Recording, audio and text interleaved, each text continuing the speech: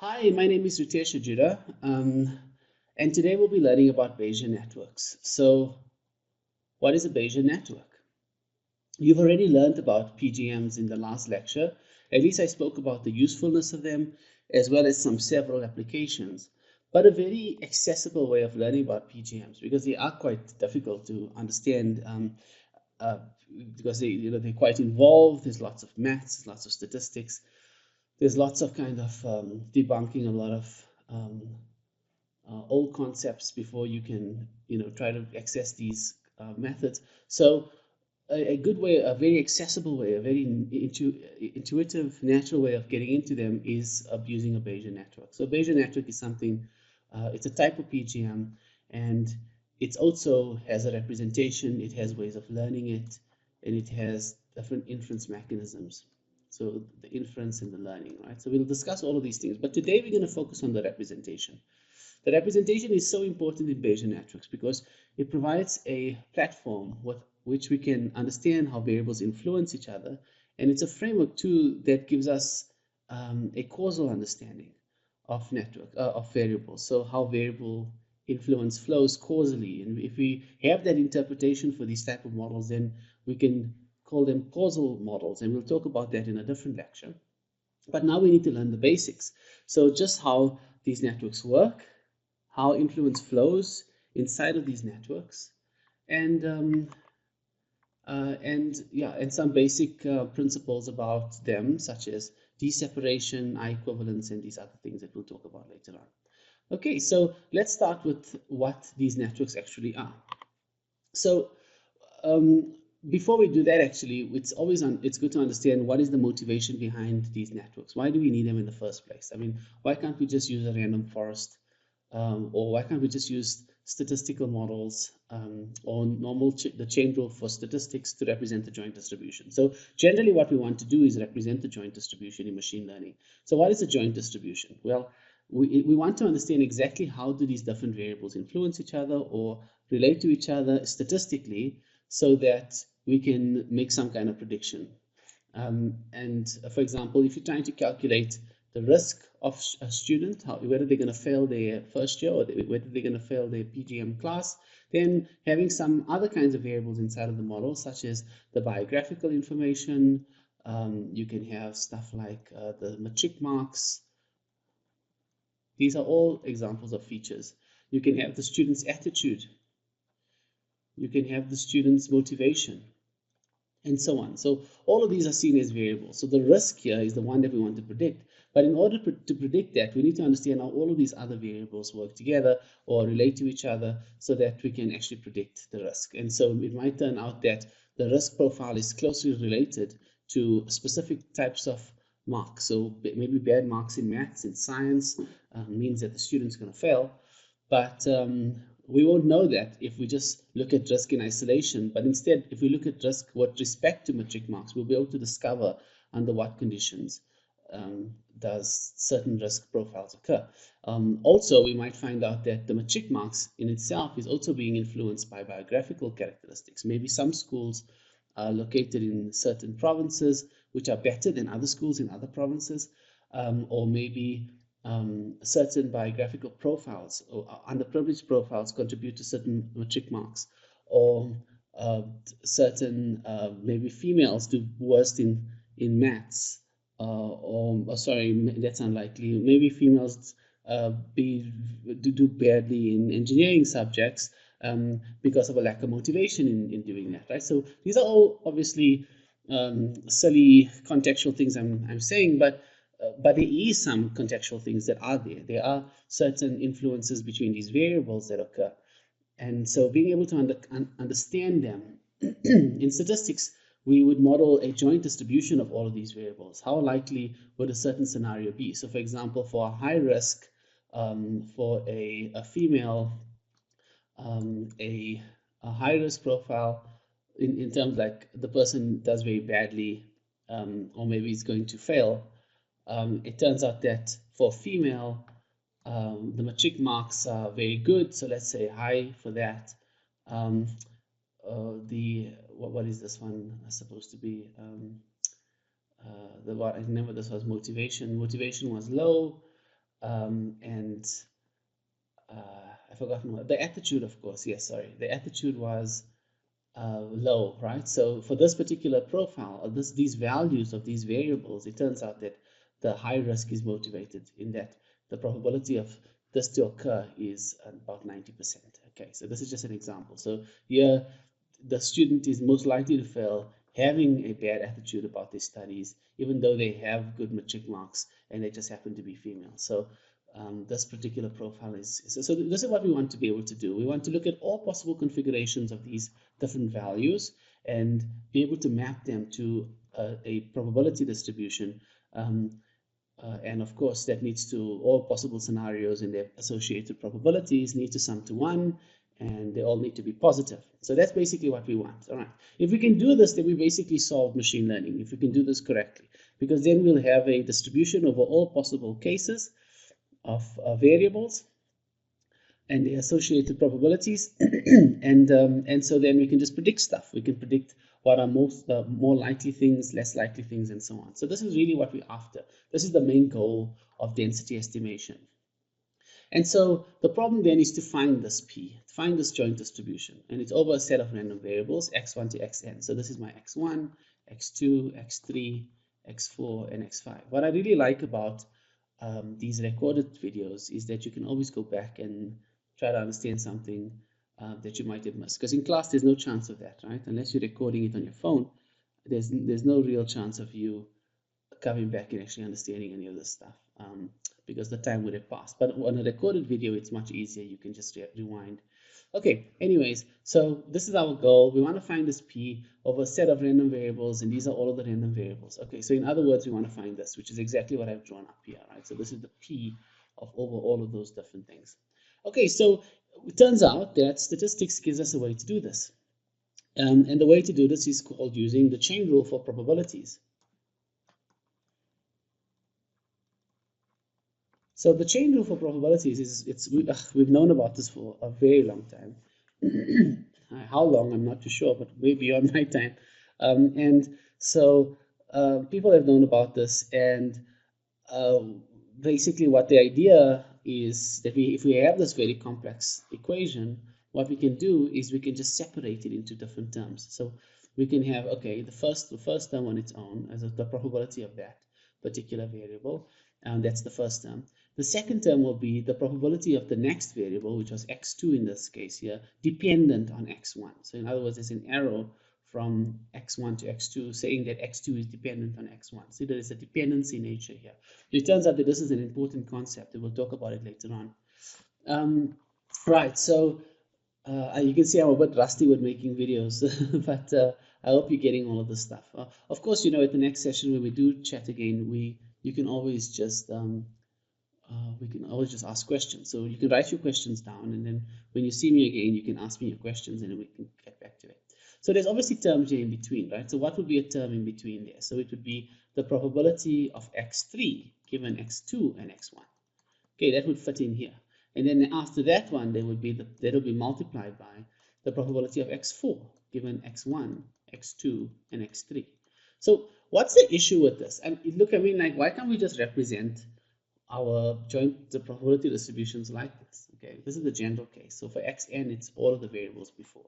So if you look at what we're actually doing here, what I was getting to was what's wrong with this? Like, why can't we just always do this? Why can't we just always represent the joint distribution using the chain rule for probabilities, and then we're done? Well, it turns out that it's not that simple, because when we increase the number of dependencies, so for example, here there was no dependencies, x1 was on its own, but in here x2 depended on x1, so then we had a dependency. So that means that in order to derive the probability distribution for x2, which is this here, we would need to consider all possibilities of x1. And to do that, we would need to write down the parameters of x2 with respect to x1. So, right, so in other words, the parameters of x2 will be written with respect to x1. So this is what the parameters would look like.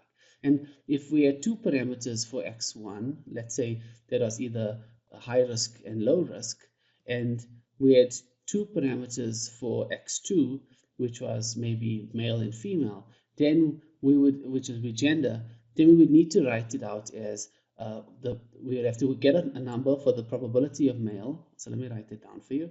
So let's say um, then we'll have the probability of being female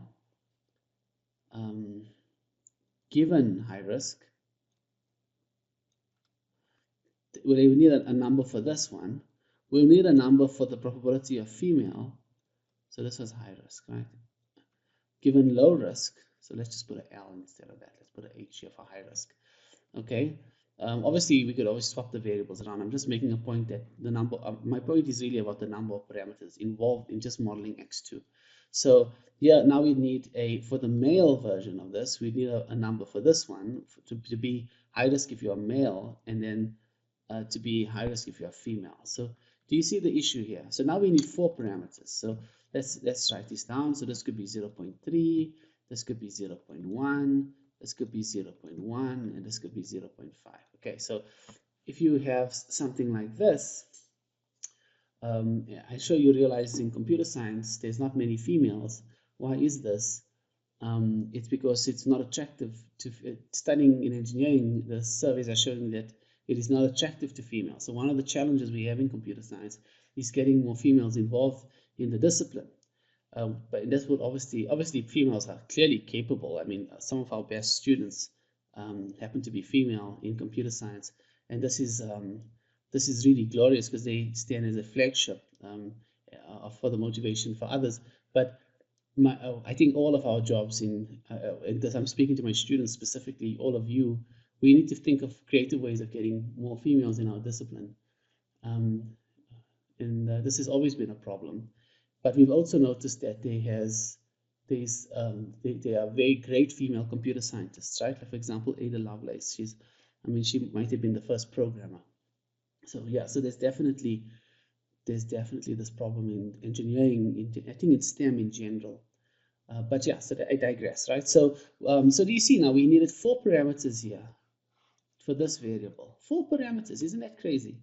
Right? Just because of one dependency. Well, what happens if we have 2 dependencies? Because we can see that X3 depends on 2 things. So now we have X3 depending on both X2 and X1. So now we've got the 2 parameters for X3, supposing that it's a Bernoulli distribution, the 2 from X2, which is male and female, and the 2 from X1, which is either high risk or low risk. So we have now 2 multiplied by 2 multiplied by 2. So, okay, so then we have this issue, right? We've got now 8 parameters for this particular variable. All right, so are you seeing a pattern? So the next one, where we're going to have X4, we're going to have X1. Let me use a different color. So we're going to have, for X4, we're going to have X1 as a dependency, X2 as a dependency, and X3 as a dependency, according to the chain rule for probabilities. And this is now a nightmare, because now you're going to end up having 2 multiplied by 2 multiplied by 2 multiplied by 2. So if that's going to be 8, this will be 16. And you can imagine the next variable that's introduced is going to have 32 parameters. And then the next one is going to have 64 parameters. And we can see that we're increasing by the powers of 2. All right. Okay. So this is really the problem of using the chain of probabilities. And this is now the real motivation for Bayesian networks. But we'll get to that in a second. Let's explore this problem statement a bit further. In terms of what we just looked at. So if I have one parameter, if I have one variable here, we have 2, right? So the number of independent variables. So now, what is this notion of an independent parameter? Or the independent parameters, not independent variables. So if we have 2 parameters for x1, because it's a Bernoulli distribution, it's either high risk or low risk. And high risk can be 0.7, and low risk has to be 0.3, because they have to sum to 1. Then with only one of these parameters, I can deduce the other, right? Because all I would need to do is say 1 minus 0.7, and then that would be enough to deduce the 0.3, because I know that these two have to sum to 1. So that means that I don't need this one. I can just store this one in memory. So the question is, how many parameters do we need to store in memory? And so those are called the independent parameters. So all we need to do to calculate that is just to say, okay, so we have 2 parameters here, we just minus 1. It gives us the 1 parameter. So for this, to model just this variable in memory, it's just going to be 1 parameter. To model 2 variables using the chain rule, we're going to require, well, 4 for this one and 2 for this one. So it would be minus 1 to give us 1 independent parameter and 3 independent parameters. So altogether it's 4. Okay, so the number of independent parameters in total is 4. Okay, over here we're going to have 1 for this one. This would have been 4, so this will be now 3. And this would have been 8, so this is now going to be 7. So that's going to be 11, right? So this would be 11 independent parameters. Okay. So what I did at the bottom was I was just showing you how many additional ones there are going to be. So for example, there's 7 on this one, which is why I had 7 at the bottom. Okay, so then we have x4, which will now be you calculate it, but the number of added ones is going to be 15. The number of added ones will be 31. Added ones will be 63. What's happening? We're increasing by the powers of 2. So let's suppose that instead of having 2 possible values, let's assume we have 10 possible values, which is not really that big. I mean, not much of a difference at least. If we have 10 values, maybe if we have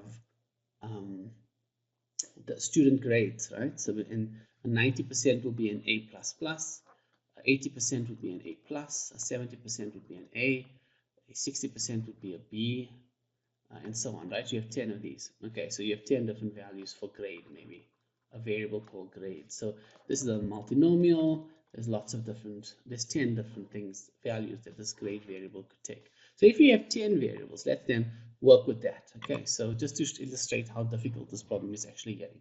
Well, 10 is about with one variable. So just with one variable where there's 10 possible values. Well, you can represent the number of string quartets by Beethoven, right? If you have 10 variables, then, or rather think of it as 10 dependencies, right? So there's this 1, 2, 3, 4, 5, 6, 7, 8, 9, and 10. Okay, so you can think of the chain rule, maybe for variable 10, for variable 11, so the probability of x11 being from x1 up to x10. So here there's 10 dependencies, right, just in this scenario here. Okay, so in this particular case, you have this factor, the size of this factor, which is modeling all possible probabilities with respect to the parents, will be the same number as the number of web pages indexed by Google, which is insane. If you just add one more to this, then you're going to have the number of stars in the galaxy. Right? So it's actually 10 with 11 zeros. If you have 16 of these dependencies, that's the number of ants on Earth. 21 of these dependencies, that's the number of Sudoku grids. If there's 21, also it's the number of stars in the observable universe. 30 would be the number of bacterial cells. 46 dependency is the number of legal chess configurations. 50 would be the number of atoms. 63 would be the number of grains that fit into the cosmos. And if you have 170 of these, you'd have the number of co-positions. Now you might be thinking, oh, well, we'll never get to this one. Well, we do, right? I mean, some machine learning procedures use well over 170 variables. And if we're using the chain rule of probabilities to model that, it's a hopeless case. Okay, so representing the joint distribution in this way, using the chain rule for probabilities, using the chain rule for probabilities.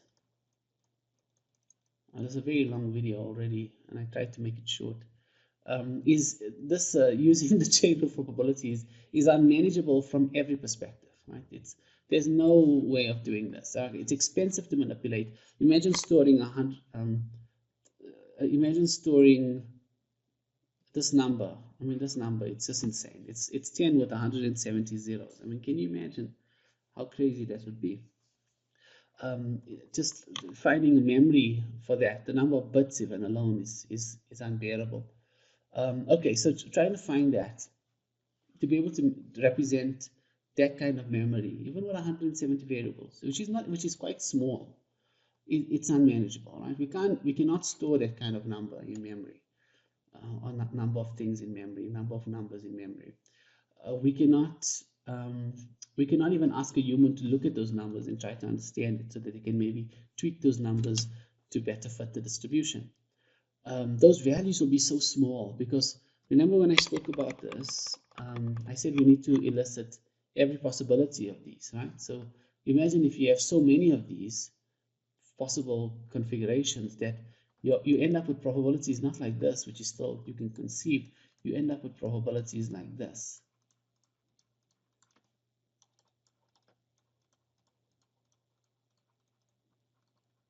Right. I mean, this is how do you even make sense of scenarios like this?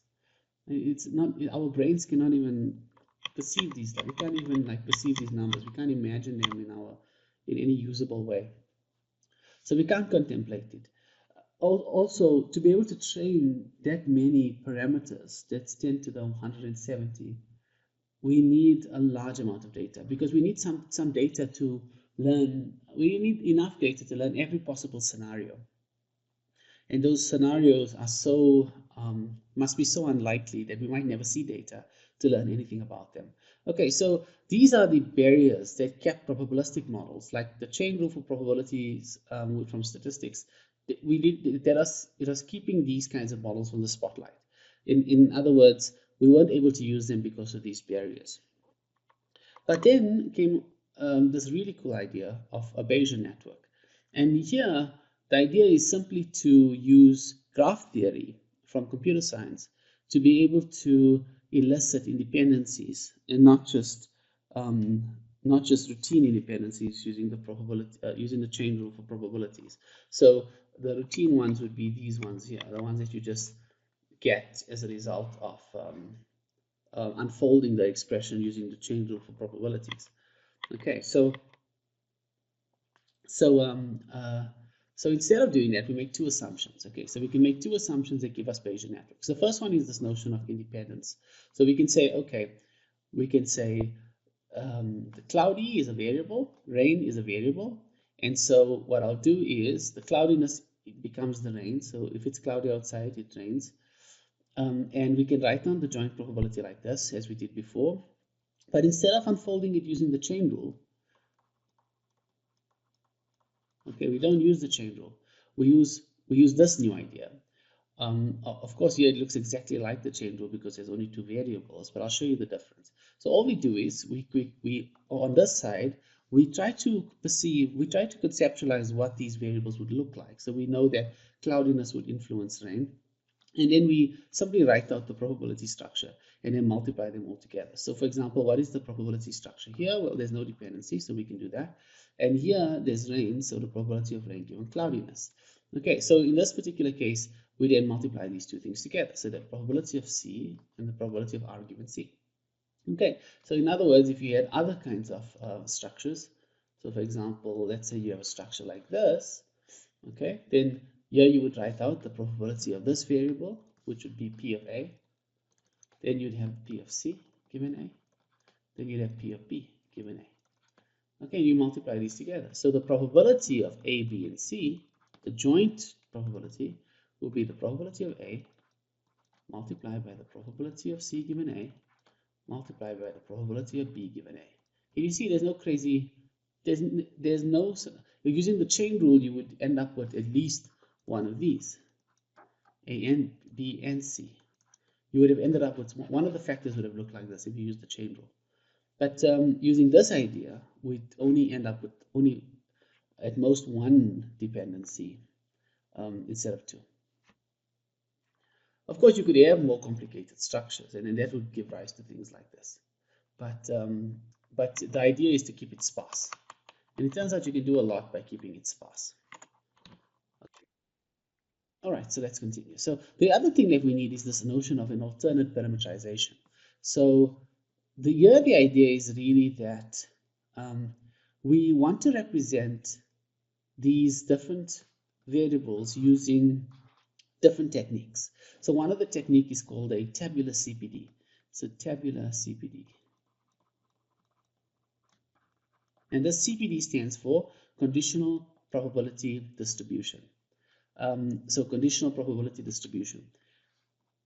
Conditional probability distribution. And the idea really is to list out the probabilities, just like we did before. Remember, we spoke about this.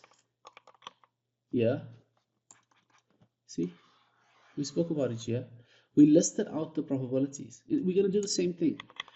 So now all we're going to do is we're going to say, okay, here there's no dependencies. So we can just say, okay, 80% cloudy, 20%. It's like we're living in the UK, right? It's always cloudy. About 80% cloudy and 20% it's not cloudy. This is the UK weather. This is why I don't like to go to the UK. It's always raining there. And and then we have the best weather in South Africa. I don't know if you're aware of that. The weather here is always temperate. Even our winter, the sun is out and it's never snowing. It's really nice here. When it does rain, it rains at specific times of the year. So okay, where was I? Where was I for real? Okay, yes. Now we look at this variable. So we looked at this variable, it's just cloudy, perfect. Now let's look at this variable. So then to be able to model this one, we have to look at all, because there's an arrow here, we need to look at all possible configurations of rain. So let's say, okay, well, rain can either be yes or no, it can be raining or not raining. But because of this arrow, we have to look at rain with respect to cloudiness. So cloudiness also had certain values. It was either yes or no. And so we need to have a probability for every one of these use cases. So you can think of it as a truth table with probabilities instead of just numbers at the end. And so here you have rain, yes, okay. So if it's cloudy, so you can always say if this, then this. So if it's cloudy, then it rains with 70% probability. If it's not cloudy, then it rains with 5% probability. If it's cloudy, then it does not rain with 30% probability. And if it's not cloudy, then it does not rain with 95% probability. So this looks like it doesn't sum to 1. Well, it doesn't, right? Because if it sums to 2, this sums to 1, and then this sums to 1, so it sums to 2. Well, we want this entire thing to sum to 1 because it's a probability distribution. So all we've got to do is just take this factor and normalize it. So we simply divide each one. You add up all of these numbers and you divide each of these numbers by the addition, by whatever you got is the sum. So in this case, the sum is 2. You divide each of these by 2, and then you'll have a probability distribution. So that's the idea behind these simplifying assumptions. And this is a very cool thing to have, because if we're not making that much of assumptions, right? So the reason why these are not classified as non-parametric methods is because they do make assumptions about the data. It's making assumptions about it, saying cloudiness is a discrete variable. So it's making an assumption. So then it's like, okay, this cloudiness is there. It's going to be discrete. Raininess could be continuous, and then we model it using a Gaussian function or a beta distribution or whatever. And so that's the idea there. The other assumption is this notion of independency. So we're saying that before we look at the data, we're saying that rain, it depends on cloudiness. So that's an assumption. Okay, so non-parametric methods don't make assumptions like this, which is why Bayesian networks are not non-parametric. But you do get Bayesian non-parametric methods, and we don't talk about it in this course, but there are ways of looking at it using a Bayesian philosophy. Okay, but anyways, this is still, I mean, this is like the bare minimum kind of assumptions that one person is asking to make about the data, which is, within these are not unreasonable assumptions. They certainly are reasonable, and they certainly simplify the problem enough so that we can do some really serious machine learning. Okay, so you've actually all seen a graphical model before. So there was this model that you learned about somewhere in your undergrad, maybe, or maybe now you're learning about it in one of your other honors courses, and it's called Idiot Bayes. Idiot Bayes.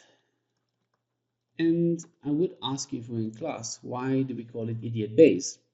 Well, because it makes a very stupid assumption. It says that all of the variables are independent. So you must have seen it before. There's a class variable on the top, and then all of these different features are the children. So x1, x2, x3, x4, and x5. And so all of this, so any pair of features are independent given the class. So in other words, if we know what the class is, it blocks the influence. And we'll talk about influence a bit later on. I'm beginning to think that this video is going to be quite long because we haven't even gotten to the other stuff yet. But I'll try to space it out. Okay. So the what was I saying? Oh yes, okay. So the x1, x2, x3, x4, and x5. So that's why it's called an idiot base, because I mean, in any scenario, are the features independent, right? Most likely not. In very few domains, the features are truly independent given the class. It's like saying that where you live doesn't contribute to your grades at school, right? Of course it does, right? Because which the school you go to, in whatever high school you went to, it's heavily influenced by the environmental variables. The teachers are probably living in that area. There could have been certain advantages or disadvantages of living in that area. There could have been different service deliveries to the school, which enables learning. There could have been different government support, depending on what quintile you are in, what kind of school quintile it is. You could have, just based on the governance of the school by the principal, you could have different kinds of pedagogy, different kinds of ways of learning or support or whatever. So it's kind of silly to think that all features are independent of each other. But yeah, so this is why it's called idiot based. But the reason why we use it and the reason why it's so powerful is because it makes this assumption. It runs very quickly and it still learns some useful statistics inside of these parameters to be able to make predictions. So even though it's such a silly model in terms of its assumption, it is a very extremely powerful model, and it's used today. It's actually used in many applications where we have very strict compute resources, and yeah, so it's worth knowing about, and you might find this is a quick solution that sometimes gives extremely good results. Okay, so anyways, it's used. This method is often used to benchmark other PGMs, so that we can. It's kind of a fair playing field, whereas all of the learning algorithms are the same, all of the inference algorithms are the same, but the representation is different. Okay, so here we have a class variable, which is the top one over here, and then the different x's, which is the features that you're using. And so you have the probability of C, then the probability of x1 given C, probability of x1 given C, the probability of x2 given C, the probability of x3 given C, x4 given C, x5 given C, dot, dot, dot. So this is how we can write it out. And then so we can just write it out using, since all of these terms are the same, we can just put it together in terms of this product, where your xi given C comes can expand with this product depending on how many features you have. All right, I hope that makes sense. See, computer science is easy. All right, so now so we're asking what's a Bayesian network. I've just shown you what a Bayesian network is, right? So an example of a Bayesian network is this idiot base. But let's look at this more carefully. What did we actually see? There was something in common we've been looking at since we started, right? There was this notion of a structure. See this thing here, the structure, and then there was this notion of parameters, right? These things. These are the probabilities. This is the x. These are these little things over here. X, the values of different x1s, the values of x2s, and so on. So those are the parameters. Okay, so what is a Bayesian network? A Bayesian network models a distribution in the form of a graph. So that's where the graph theory stuff comes in. So G is a data structure. You know what a graph is. I think you've studied it in your undergrad with Dr. Ramchod. So G is a data structure, and it provides a skeleton for representing the joint distribution. Okay, so now you understand what that means in a factorized way. So in other words, here's the factorization part coming in, right? So this is one factor, this is another factor, this is another factor. So this is an actual word that we're going to use, a factor. Okay. And number two is that G is a compact set of conditional independence assumptions. So what is this? Right now you don't know what these are yet. I'm going to teach it to you soon. But what this graph actually does is, this graph, it gives us certain kinds of rules. For example, one of the rules that you can deduce from this, or instead of calling it a rule, you can call it a conditional independence assumption, is that x1 is independent of x2 given the class variable. And we write it like this. So this is a rule. You can write another one. x1 is independent of x3 given the class. x1 or x2 is independent of x3 given the class. And you can write down lots of these. Okay, and if you can write down a list of these, an exhaustive list, and then you can throw away the graph, because everything you need to know about the graph will be encoded within these independence associations. Okay, so then this is the second thing. So we got the graph structure check, and then you've got this kind of association relationship. And we'll talk about this a bit later on. This is something that you might have to wrap your head around. It's not very obvious about how these independence associations work, because you might just think, okay, I'll follow the arrows, and then wherever there's a parent that's given, I'll block the connection between the two descendants. And that's a useful way of thinking about it, except that there are exceptions. There's actually one important exception of where that doesn't work. And I'll talk about that when I get to that section of independencies. Okay, but let's look at an example now. So we've looked at quite a lot of stuff. I think now you should pause the video for a few minutes and we'll have some coffee and come back. In fact, let me have a sip of tea. Right, I'm ready. So let's look at the student example. So the student example is very popular, and this is one of the first ones you learn about when you study graphical models. And it comes from the Daphne Collar book, Probabilistic Graphical Models. That's the prescribed textbook. Okay, so you'll see a lot of my slides are very closely linked to the textbook, and this is intentional. They come from many textbooks, but this is intentional because I want you to use the textbook while looking at the slides as a reference. I think it's useful to do that because you'll get a different kind of explanation from the textbook, and maybe my explanations aren't doing it for you, and you can go and read the textbook. But if you are understanding what I'm saying, then that should be good enough to pass the course and do well in the course. So yeah, all right. You lots of methods of a good pedagogy has lots of ways of success, right? So you can try different things, right? So we got different kinds of variables. So this is the difficulty of the course. So how hard is this course? How difficult is graphical models? Is it an easy course or a hard course or medium course? Let's look at the intelligence of the students. Does he have high intelligence or low intelligence? Does the student have a good grade or bad grade? Let's have 3 for grades. So you can have grade 1 or grade 2 or grade 3, right? 1 is good, 2 is a little bit worse, and 3 is the worst, right? Then you have the recommendation that the professor gives the student. So for example, the student wants to get employed, they go and find a job, and then the job people want a letter from the professor to say, is this a good student? So how many recommendation letters I write. I'm so tired of writing recommendation letters, but I feel like it's my duty to assist my students. But yeah, if you want a recommendation letter, ask your supervisors. All of you are doing honors, so just ask your supervisors for recommendation letters when you do apply for work. Okay, anyways, I digress. The letter is whether it's a good letter or a bad letter. I don't know if it does L1 or L2, but we'll look at it on the next slide. And then finally, the APS score. Now, you know what this is. All of you needed an APS score to get into university. You can either have a good APS or bad APS. Obviously, there's more to an APS than either good or bad. So right now, I've been always talking about this binary, right? And I'm trying to keep it simple.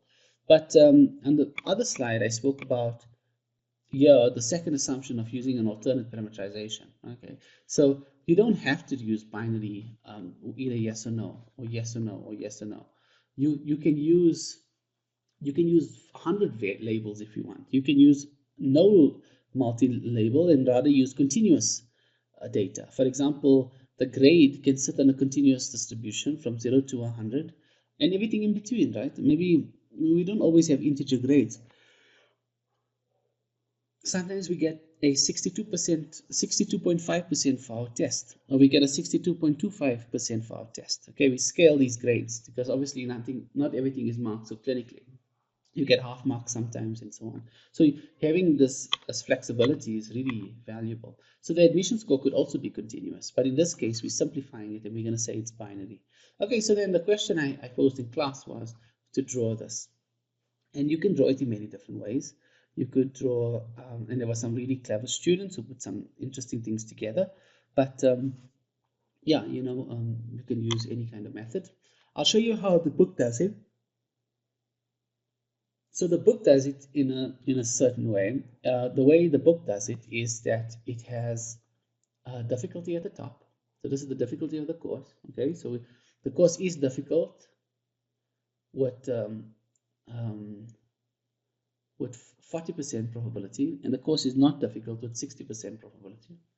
The intelligence of the student, I'm beginning to think this is difficult and this is not difficult. So that means that this course is difficult 60% of the time and is not difficult 40% of the time. The student is intelligent 70% of the time and not intelligent 30% of the time, and so on. I stand to be corrected. I can't remember what these labels are, but one is and the one isn't, right? Okay. So grade, you have different kinds of grades associated with different intelligences and difficulties, and then APS is either good or bad APS. You can see I'm tired already. With varying intelligence, and then finally the letter, which is either a good letter or a bad letter with various grades. All right, and so remember what I said before about having these conditional independence assumptions. Well, this is all of these four assumptions is an exhaustive list of everything that is happening in this graph. And let's look at one or two of them. So this L here is the letter. Okay, I'll just circle it like this.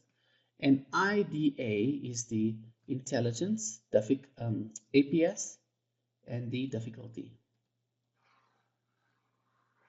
So what this assumption says that if you know the grade, right? If you know the grade, so I'm going to color the grade in green.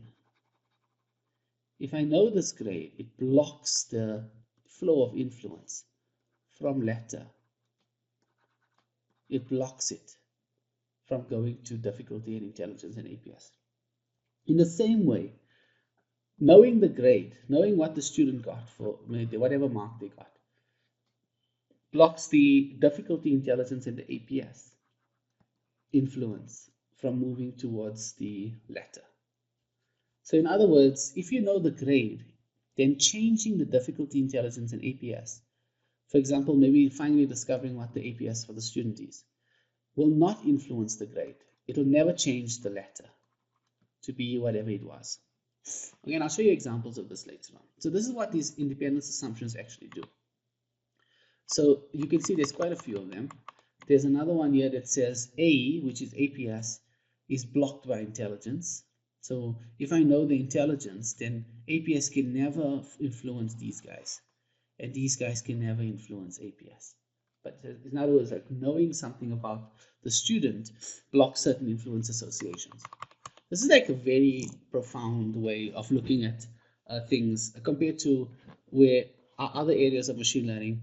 Because, for example, in a random forest, there aren't rules like this. In a support vector machine, there isn't rules like this. In a deep neural network, there's certainly no rules like this. There isn't this notion of understanding how things influence each other when we observe certain things. Bayesian networks give us this framework. And this is why they are so powerful for explainability. This is why that people are using them for important problems like in medicine. Because if you have medical variables here, you can really get to know what's going on with diagnosis. You can really get to know what's going on with giving medicine, drug discovery, and all of those kinds of things. So this is an extremely important contribution that Bayesian networks give us compared to other machine learning methods. I hope you understand at least the importance in terms of explainability and interpretability. And I'm big on that. I really appreciate that because right now in machine learning generally, people are focusing on deep neural networks to solve all of their problems, and they feel like ChatGPT is general AI. In fact, at WITS, someone gave a talk and they actually said there's no such a thing as general AI anymore. ChatGPT, LLM solved this problem. And how wrong is that person? I mean, they really misunderstood everything about what general artificial intelligence actually is. And I think it's about time we have an honors course where we teach students about this. Okay, anyways, uh, I digress again. So let's move on.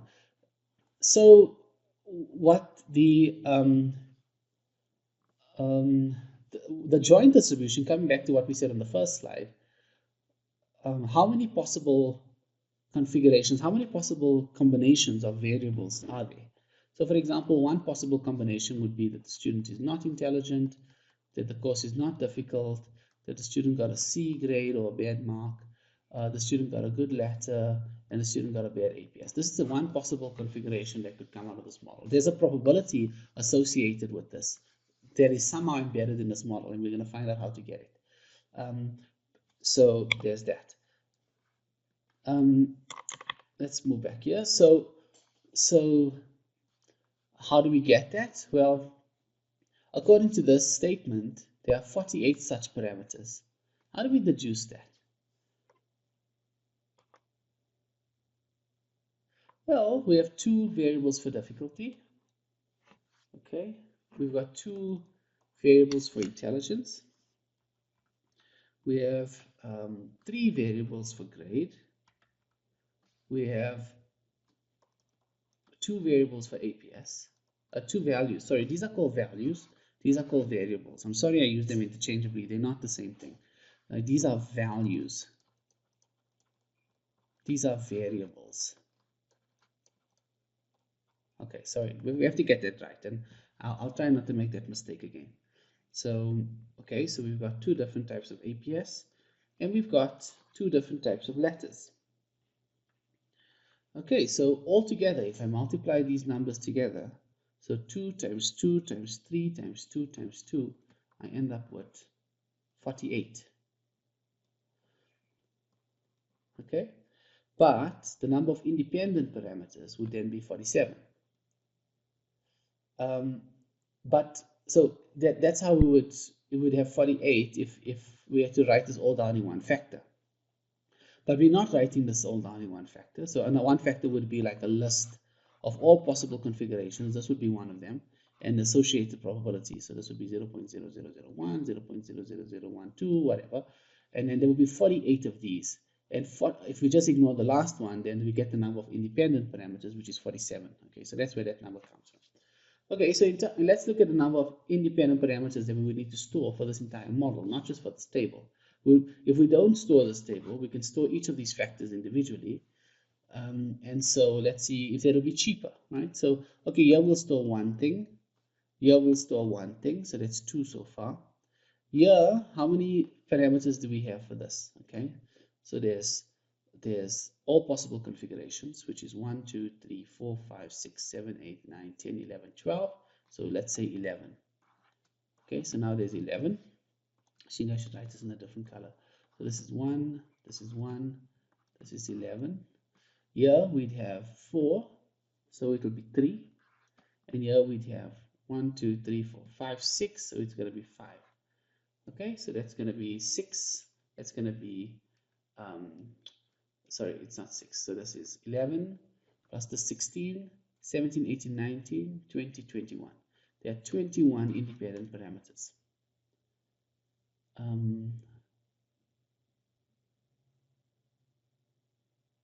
Yeah, there are 21 independent parameters. If we list everything, if we normalize these factors, okay.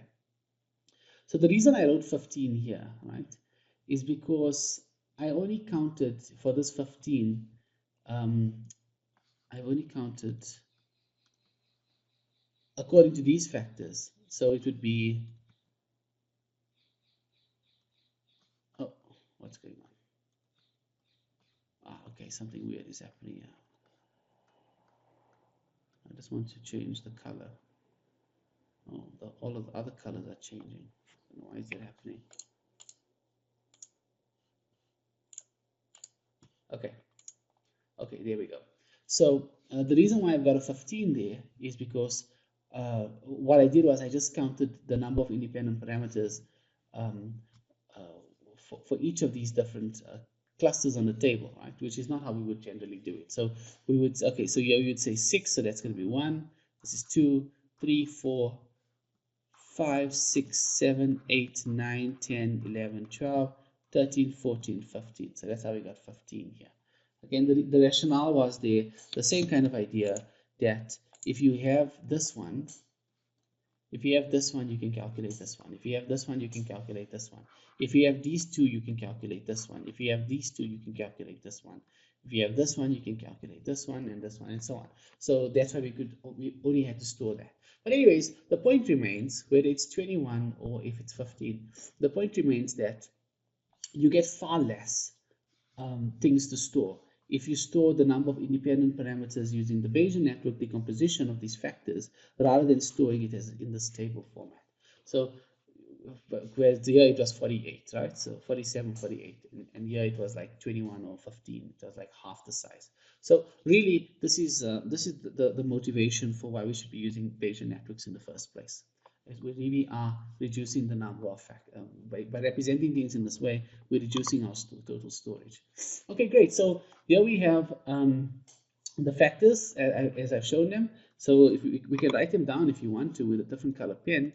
We can say, okay, so this is going to be the P of D, probability of difficulty, probability of intelligence, probability of the APS, probability of the grade. So this was the APS given intelligence, the probability of the grade given difficulty and intelligence, the probability of the latter given grade. Okay, so I think we're getting used to that now. So these are all of the different things that we had, the different factors. Okay, and if we multiply all these factors together, we get the joint distribution becoming equals to all of those factors multiplied together. So what I want you to do now is to calculate. Remember I said that this table is made up of all of these different assignments. These are called assignments. So that means that every possible assignment that you can get is in this table. There's 48 of these.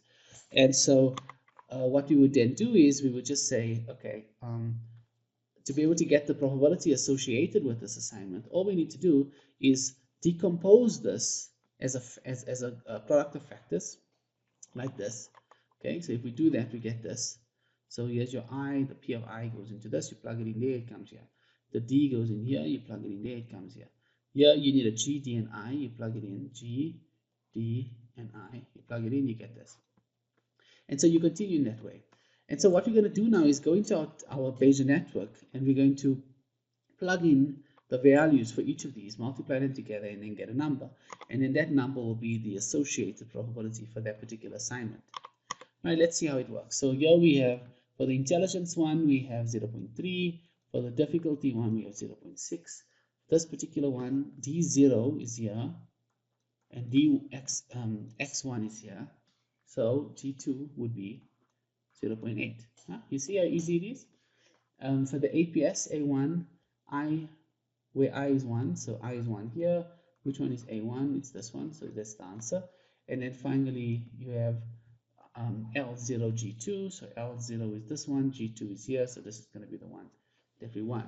So we multiply all of these numbers together, you end up with this. So this number is actually the probability of this particular thing to happen.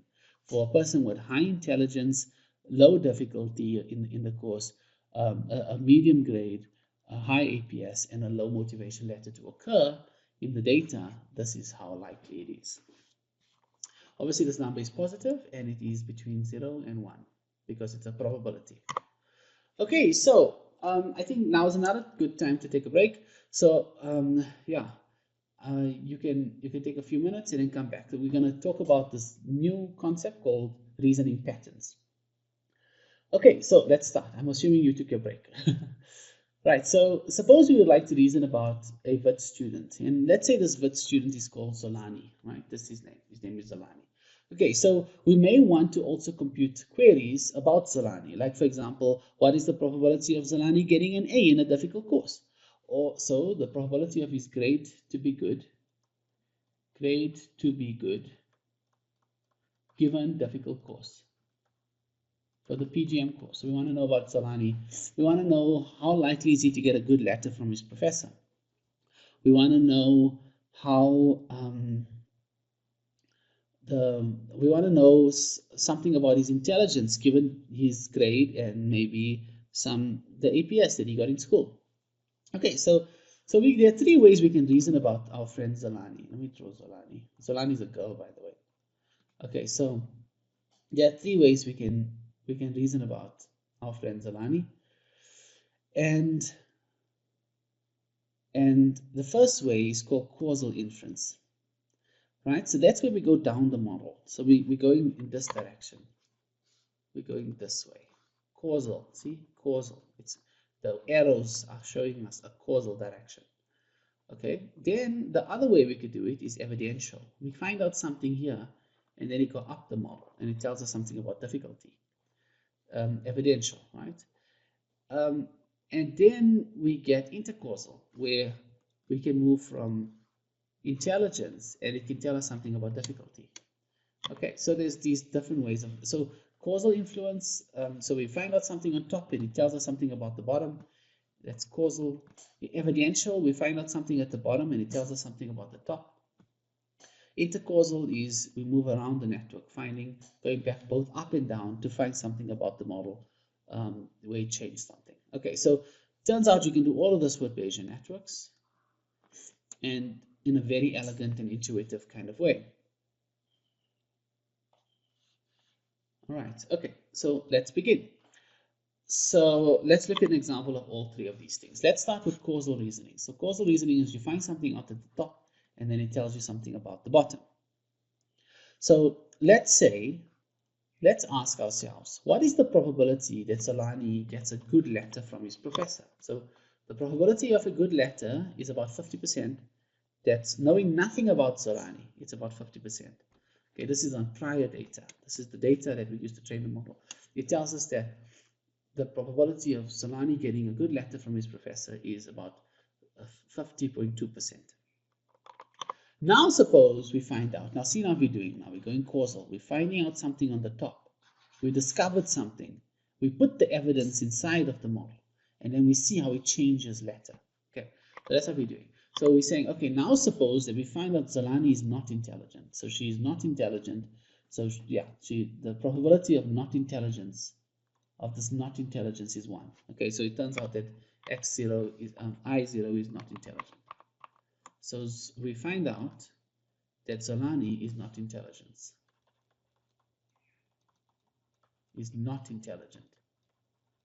Which means that I0 is set to 1.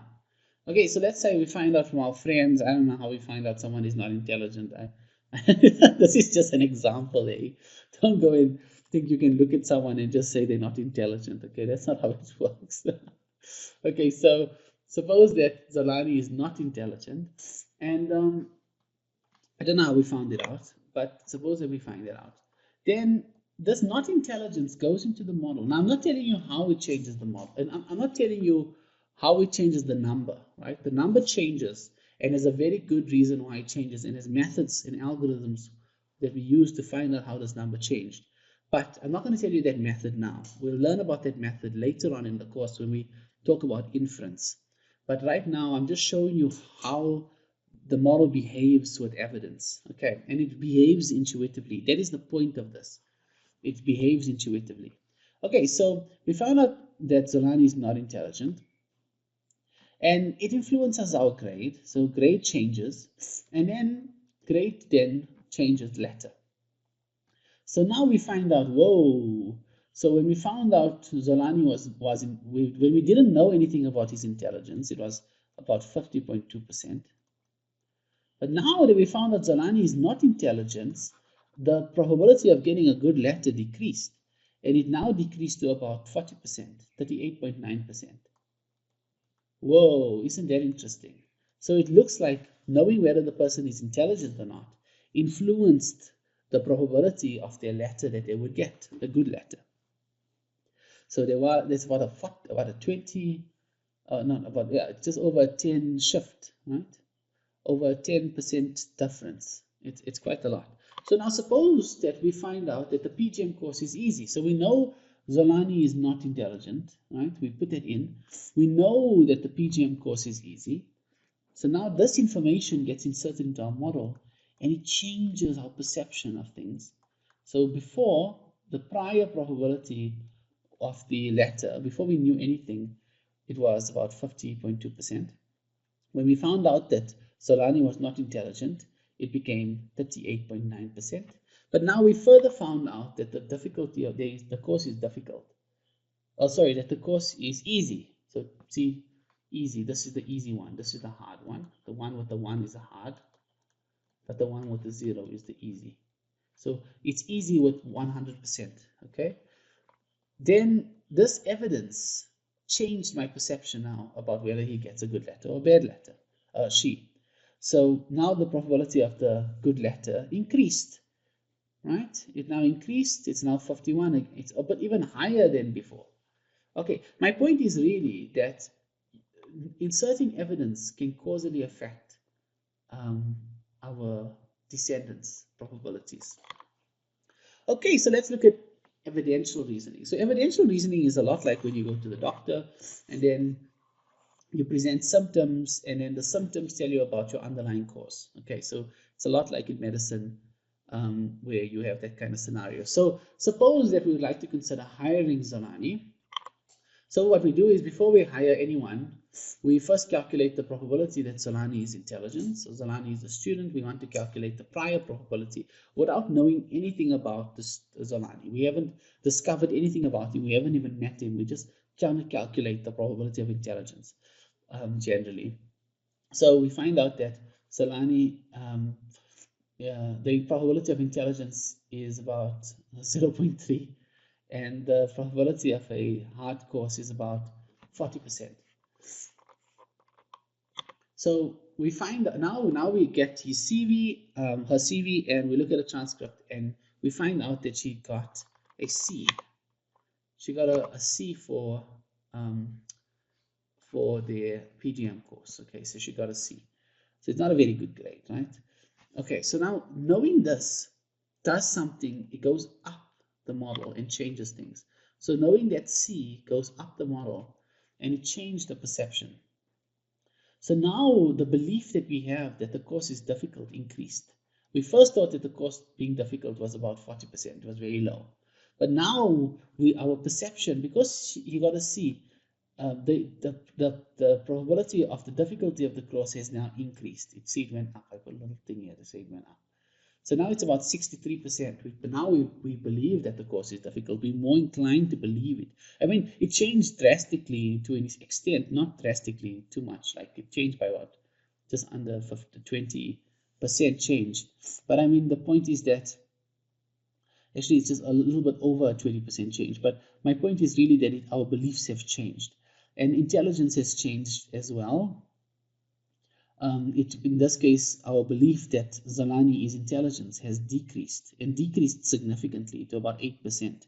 So before, our belief that she was intelligent before we saw her grade was 30%. But now after seeing her grade, our belief that she is intelligent is now 8%. It's very, very small. Okay, so we see that the intelligence decreased and also the PGM course difficulty increased. So if we didn't have the grade, but we had a weak recommendation letter, so now scratch out the grade. Suppose we had a very weak recommendation letter from the professor. So the professor wrote something and says, Zolani, she's very nice, she does the bare minimum and she passes. Okay, so it's a very weak recommendation letter. And so how does that change my perception? So this weak recommendation letter now, see the probability of intelligence given a weak recommendation letter changed the probability of our perception of our intelligence has now changed from 8% when we knew our grade to about 14%. So it went higher. Now knowing the grade and the weak recommendation letter, let's see what that does. See, knowing the grade, see what the weak recommendation letter, right, weak, it changed it back to 8%. So it looks like it went down, but it didn't go lower than we expected. So it hit some kind of base. Okay, these are not made up numbers. Okay, I did not sit down here and then just make up stories and put numbers down. All right, these are not, let me write it down in red. These numbers, these probabilities are not made up. Well, they're made up in a way that the data is made up, but it's made up. It's not made up as in that I just looked at the numbers and just decided to write anything down. No, this to calculate this is called an inference query. To calculate this inference query, we look at the other parameters. We do some calculations. We do what we call a variable elimination, which we'll talk about much later on, much later on, in exact inference. And we use that algorithm to calculate this number. And that the way it's calculated is extremely Bayesian. It uses this Bayesian formalism with priors and all of these really cool things. So the interesting thing about Bayesian networks is that it is not Bayesian. The representation is not Bayesian. It is the algorithms to derive these inference queries and the learning algorithms to learn the parameters, which is Bayesian. That is what makes it a Bayesian network. It's not necessarily the way the structure is. The structure is nothing Bayesian about it. So nothing Bayesian about this. Okay, so let's look at intercausal reasoning as the last one. And in intercausal reasoning, this is what we call explaining away. We're explaining away evidence. So suppose Zolani obtained a good APS score in high school and a C in the PGM course. So C, we observe. So whenever you see a star, we're making an observation. So we observe a good APS, good, and we observe a C. It's a good grade. I mean, it's not a good grade. It's a bad. It's a normal grade. It's not an A. It's not a B. It's a C. I guess at university a C is a big deal. You know, wow, I passed. But in this case, it's one of the worst grades we have, right? Because 1 and 2 is like A and B, and then C is like the lowest one. Well, if we have that evidence, let's see what happens. So here, this is the prior probability of difficulty. It's still 40%, and the prior probability of intelligence before we see any evidence. But once we see the evidence, then we see that the perception, so the APS and the grade go up this way, okay, and it influences the intelligence, and it increases the intelligence. So our perception of the intelligence increases to about 60%. So then the intelligence goes up. So the influence of the APS is greater than the influence of the PGM grade. So then the difficulty, the probability of the difficulty of the course, given that the student got a C, is about 63%. And we see that if we further, so this was an increase from 40 to 63, right? So the perception of the difficulty further increases when we see that the student with the APS of 1, a good APS, and a C grade, see, look, they had a good APS but a C grade, the perception that the course is difficult increases even further. So now it's 76%. So now we're very certain that this course is difficult because this student who did so well in high school is now struggling in the PGM course. Okay, so the perception that the course is difficult increases. But notice what actually happened here. The APS, which is sitting over here, right? Look at that. It's sitting over here. It went up to intelligence. It changed intelligence. It went down to grade, right? It changed grade, but we didn't see how it changed grade, but it did change grade. And then it went to difficulty, and then difficulty changed as well of the course, and it went up to 76%. So that's extremely interesting how the influence can move like this. This is intercausal inference, explaining away. All right. So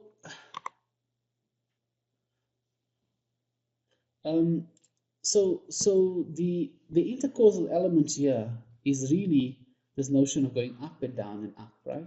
But what also happened is that intelligence influenced difficulty because the flow of influence moved from APS to intelligence.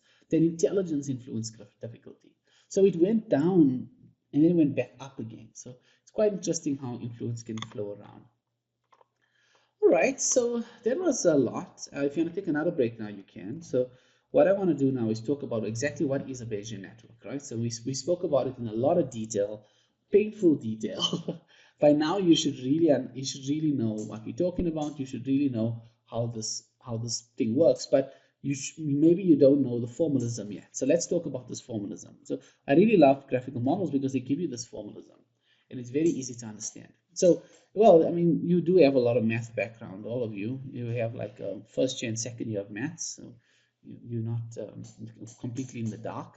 You do understand how these formulas work, or at least the notation for these formulas. I've explained how the formulas work. So this is the joint distribution.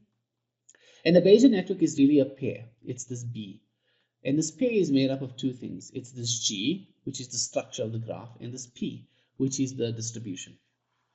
And how is this distribution? It factorizes over the graph. Where P is the distribution, it factorizes.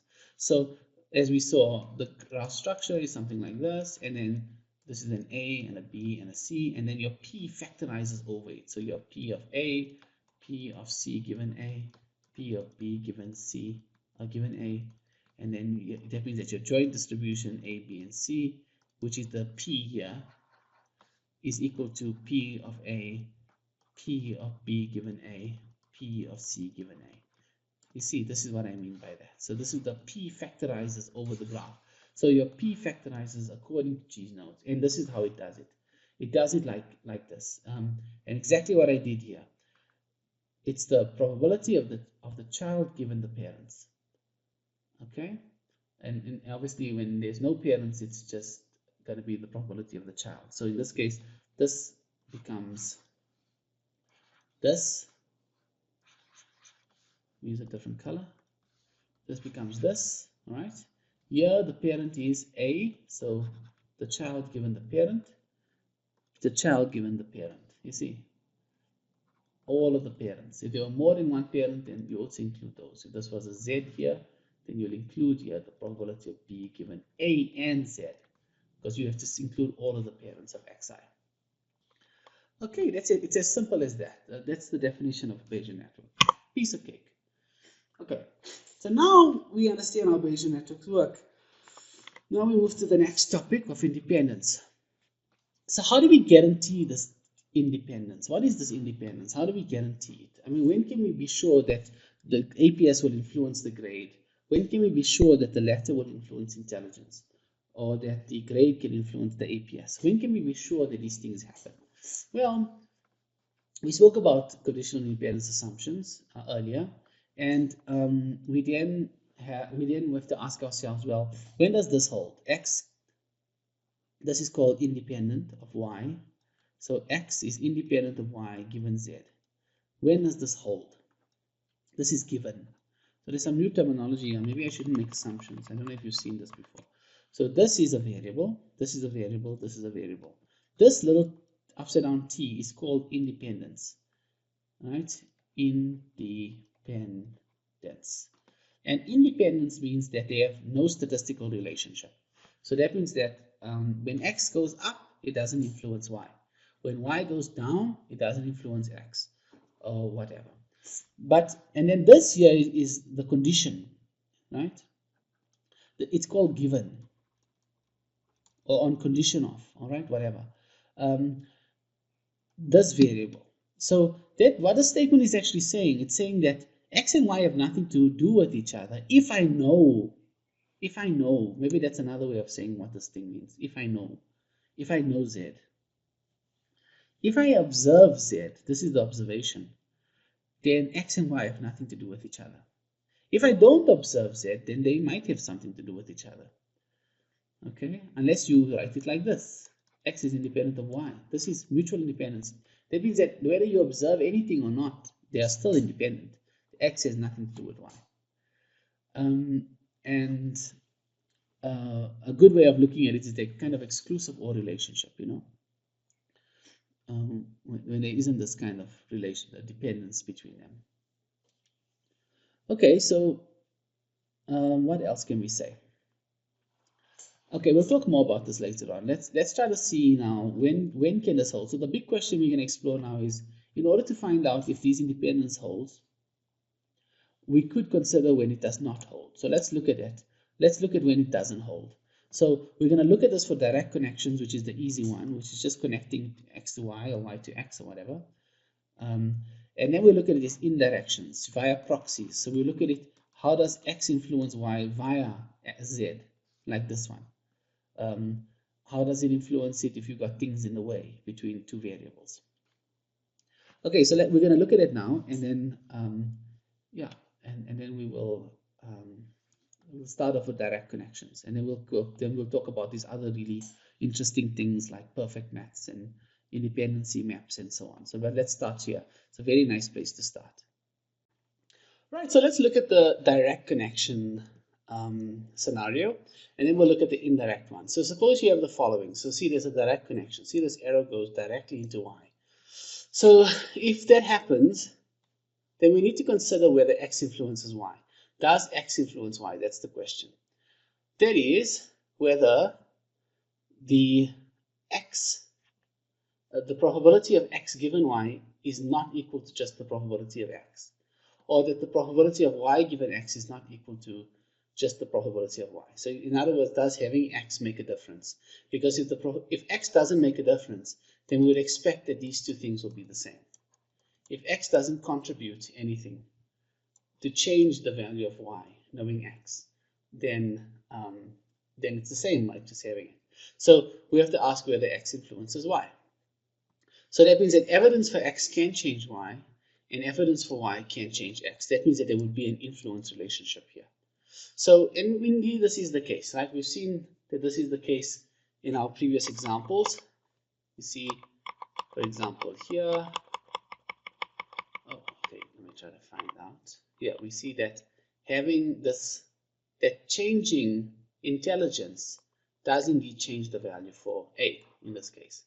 For example, if our intelligence was low, then we'd get a certain value for A0. And if intelligence was high, we'd get a completely different value for A0.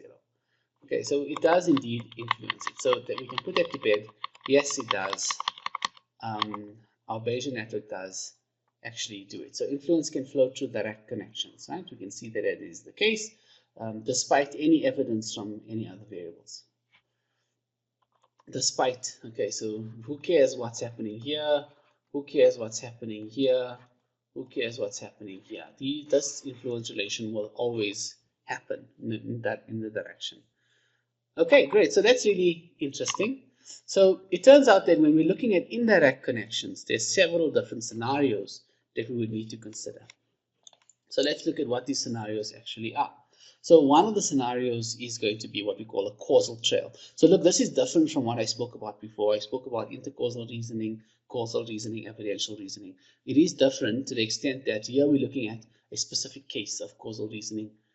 This is the causal trail. So we can see that X influences Z, which influences Y. Okay, so for indirect connections between X and Y via Z, we have four possible cases. One of it is the causal trail. The next one is the evidential trail. So that means that here we're moving up. So we've got some evidence at the end, and then that goes up to Z, which is the intermediate one. Okay, so we're specifically interested in X and Y, and Z is any intermediate variable. So maybe you can have multiple variables here. But in this case, let's just look at X as being, as Z as being just a single variable. All right, so then let's look at the common cause. So a common cause is when you have one variable, in this case it's Z, and now this influences both X and Y. Can you see this? This could be maybe the flu, and it's causing a cough, and it's causing a fever. Okay, so the flu here, or the some underlying condition is causing the symptoms. All right, so that's a common cause. The commonness is that this cause is the same for both X and Y. And then they have the common effect. The commonness is that this effect is being issued by two different causes. So this is a cause on its own and a cause on its own, and then this comes down. So we can see we're using the language of causality here, effects and causes and so on, which helps because the intuition holds, and we're speaking about causal models later on. Intuition is extremely important for these kinds of models. For these models, when I say these kinds of models, I'm talking about graphical models in general. Intuition is extremely important because the explainability comes from our ability to reason about these models in a way that we can understand. And our human minds are very used to this notion of causes and effects. And it seems that this Bayesian network is very empathetic towards our understanding.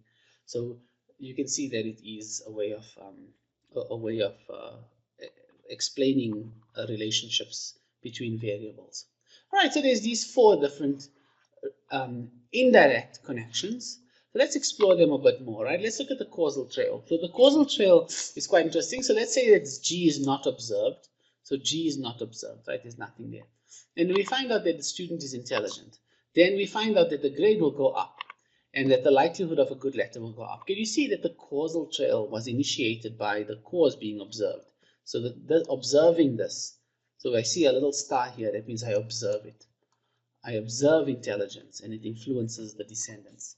All right, so that means that we can say yes, that intelligence does influence the latter. Okay, so now we're going to say, okay, what? So we said, okay, if it is not observed, if something is not observed, does it influence? Yes, it does, right? So if the intermediate variable z is not observed, so this is my z in this case, if it is not observed, then you can see that intelligence influences. So this is my x in the previous context, and this is my y. See from this slide here, right? The x, the y, and the z. So here's the x, here's the y, and here's the z. All right. So we see that x, intelligence being observed, yes, influences grade, influences latter. So it does flow. So yes, let's make a tick that says that if we don't observe z, it flows. Okay, let's say now if we do observe z. So now we observing z. So we find out that the student does have a high grade. Okay, now the question is, does x still influence y? That's the question. Yes, does it or does it not? So it turns out that, yeah, let's increase x. So we say, let's say that intelligence increases and that this grade is observed. Does it actually flow into latter? Okay, so if intelligence increases but we know the grade, then does intelligence influence the latter? No, it does not. So we see that the latter is independent of intelligence if I know the grade. So that means that in the case where Z was not observed, then influence was blocked from intelligence to grade. Influence did flow from intelligence to grade, right? We saw that. When Z was observed, so when it was observed, then we found that observing grade blocks the influence of intelligence. It blocked it. Observing grade here blocked it, so that intelligence could not flow to latter. Okay, so that was very interesting, and we see now a similar thing with evidential reasoning. So let's look at when we don't observe G, and then we'll look at when we do observe G. But now we're going from the bottom to the top. So if we find out there's evidence of a good letter, we find that Solani gave us a good letter, and she took the letter from the professor as is and gave it to us. And we see that as employer that the student had a good letter. Then the chances of a high grade is what? Low or high? What is the chance that the student got a high grade? If I got a good letter, it's good, right? I mean, a high grade increases, and that means that the likelihood of intelligence increases. So we see that without observing grade, influence flows upwards. All right, that's really interesting. So let's look at the other case where we are observing grade. So now suppose that we know what the grade is. We know that Zolani got A. Then does the letter influence the intelligence? Let's see. So if we know that the student got a good grade, and we observe now that the student got a good letter, then knowing the letter doesn't matter anymore, because the grade informs intelligence. So intelligence goes up, but it's not the letter that causes it to go up. It was the grade that we initially observed. So knowing this grade blocked the flow of influence from letter to intelligence. It blocked it. Okay, which we can write this out in formal terms, that the intelligence is independent of the letter given the grade. Okay, similar is the way we've written it previously. So I mean, we're just using these three variables as a use case, but we could look at the same context here, right? And other places as well, in other networks. So let's look at this idea of a common cause now. Here we have Z, which is the common cause, the one that causes these two effects. So this is effect 1, and this is effect 2. And so let's now see what happens when we observe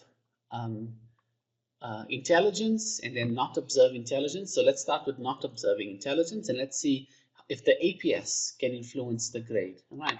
So let's start. if the student gets a good APS, then our perception of their intelligence increases, and the perception of their grade increases. All right, so we expect this to happen.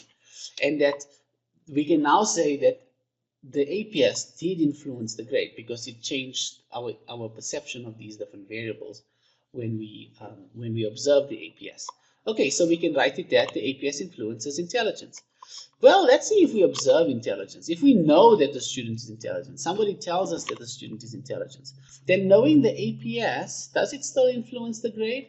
Does it still influence the grade? Well, it turns out that it doesn't. So it turns out that if we know the intelligence, then knowing the APS doesn't matter anymore, because we would be able to infer the grade from the intelligence alone. So the APS does not inform our knowledge about the grade, because intelligence, once we know there's high intelligence, it blocks the flow of influence from the APS. So this influence is blocked by knowing when we observe intelligence from grade. Okay, so it doesn't only block it from grade, it blocks it from all of these other variables as well, but we won't write it that way. We'll just write it as the APS is independent of the grade given the intelligence. If we know the intelligence. If we don't know the intelligence, then indeed influence can flow, and this does not hold.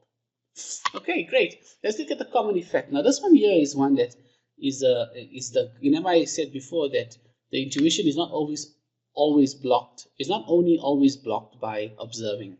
Sometimes observing activates an influence relationship. And so we have to identify that in this graph structure, and I'll give you an example of it afterwards. Okay, so let's look at this example. So it turns out that when G is not observed, in this particular structure, so now we're looking at observing this and not observing this, which is the grade, and we're going to see if intelligence influences difficulty or difficulty influences intelligence. So it turns out that in this particular case, this is case 4 from the 4 cases we were looking at. It turns out that when G is not observed, then intelligence and difficulty are not correlated, which means that when it's not observed, when grade is not observed, then influence is blocked. Now, why is this a different case from all of the other cases? Okay, this is the collider.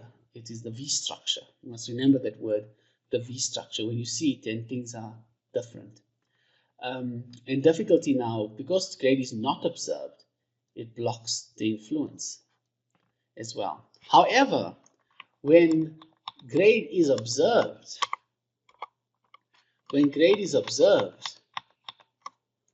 let's say we know the grade is an A. The grade is an A, right? Then knowing the grade actually activates the influence between intelligence and difficulty, because now there are competing causes for that grade. Because if intelligence goes low, then we have to explain that grade. So intelligence is low, then the course must be easy. Yeah? And this does make sense. It is intuitive, because we have to explain the scenario that the grade occurred.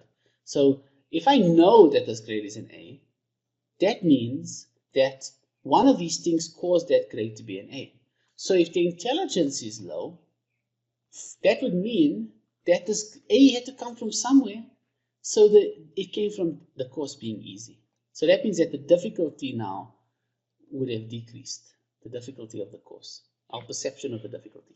On the other hand, if we look at it the other way, if this grade came from somewhere, but if I tell you that the course is hard, this grade had to come from somewhere. It couldn't come from a hard course, so it has to come from an intelligent student. So the intelligence perception increases. So we see that observing in this particular scenario actually causes the reverse to occur.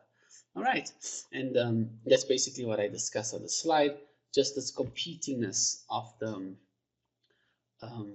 scenario. Something has to explain this A grade. So observing the grade actually activates the influence, which is counter intuitive from the previous ones, but it does make sense. All right, so let's write all of those rules down, the ones that we've said. Okay, X influences Y if we observe. If we observe Z, then the trail is blocked and they're independent. If the if we do not observe it, then the influence can flow. Okay, if we observe in an evidential trail, we block, so no flow, they are independent. If we don't observe, then it can flow, and so on. So we write down the rules exactly as we did before, and this was the only exception.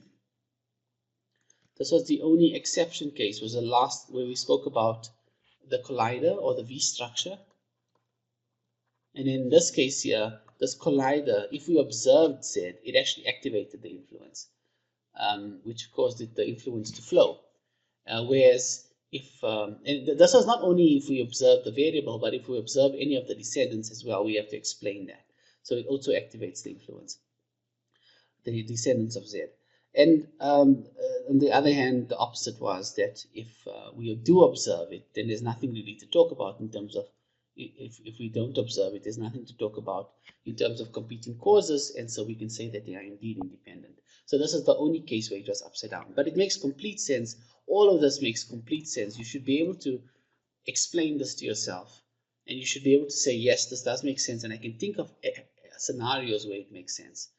And like I said before, these are not made up rules. Once we apply Bayesian reasoning to these structures, we naturally get these properties out, which is a really cool and fascinating thing, because it means that our reasoning does hold even in these mechanical processes where we don't hard code anything.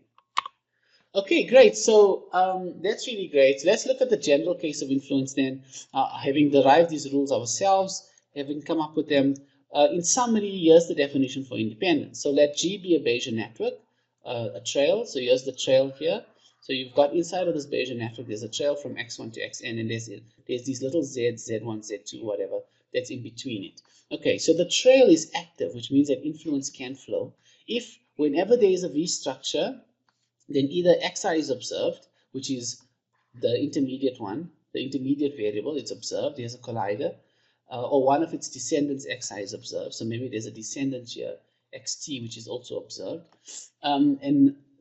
Right, so that's the one condition, and the other condition is that no other trails except for this collider is observed. So if we have this scenario, then we get an active trail, and we can now just use this rule, simple rule that's derived from this complicated table. Not really complicated, but this simple rule from a simple table on how we can deduce if a rule. So in an exam setting, I'll give you a trail, and I'll ask you, is it active or is it not active, and you'll have to derive it using using this particular definition or derivation. Okay, so now that's really great. So we've at this point here, we know what Bayesian networks are. We know how influence relationships flow. We know how active trails work. This is we in a really great position. You should be if you understood everything up to this point, you should be very proud of yourself, because you've now are able to think in terms of Bayesian networks, in terms of reasoning trails and all of these really cool stuff. In other words, this is the glory of Bayesian networks. Now, obviously, we got to do the hard work and find out how do these things exactly work, which is what I'm going to do next. But just knowing the stuff that we spoke about up to this point is an incredible achievement, because now you've expanded your mind to a different way of thinking in machine learning, not only just relying on these black box models to give you answers. Right, so now let's begin with deseparation. So deseparation, it stands for direct separation. So it comes out from this notion of independence, and we can show deseparation through this definition of independence. So let's start. So we have x, y, and z, which are sets of nodes. So now x1 can be x1, x2, x3, y can be y1, y2, y3, even z can be z1, z2, z3. But the point is that we're looking for influence between this set and this set with respect to this z, which is the intermediate ones. And we say that x and y are deseparated given z if there are no active trails. And the active trails follow this particular definition. So we've got to just test to see if there's an active trail. And if there is an active trail, we can write it out like this. We can write it that x is independent of y. These two sets are independent given z, and that they are indeed deseparated with respect to z. So this is how we write it, and we can write down all of these different rules, and they give us the independence associations. So So that's pretty cool. If we write it out in this way, we can get things like this. We can get things like this. Oops, if you go quite high up, see, everything is connected. Hey? Yeah, if we write it out, we get things like this. See, L is independent of IDA given G. Right? This set is your Y, this set is your X, and this is your Z. This is your X, this is your Y, this is your Z. This is your X, this is your Y, this is your Z. See, everything is easy to understand. Let's go back. Right, so that's the notion of deseparation. So now let's talk about I equivalence. So it turns out that you can have different graph structures like this, G1, G2, G3, but they can all encode the same independence association. So in other words, you can have the same independence association which gives rise to multiple graph structures. And if you have this, you have what we call an I equivalent structure.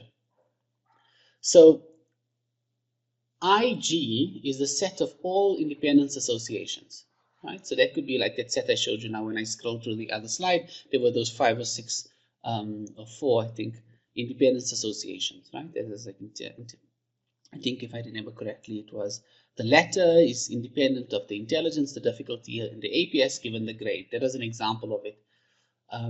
So that you can have a whole list of those. That's called your independence associations. So multiple graph structures can be associated with the same independent associations. You can have lots of different graph structures.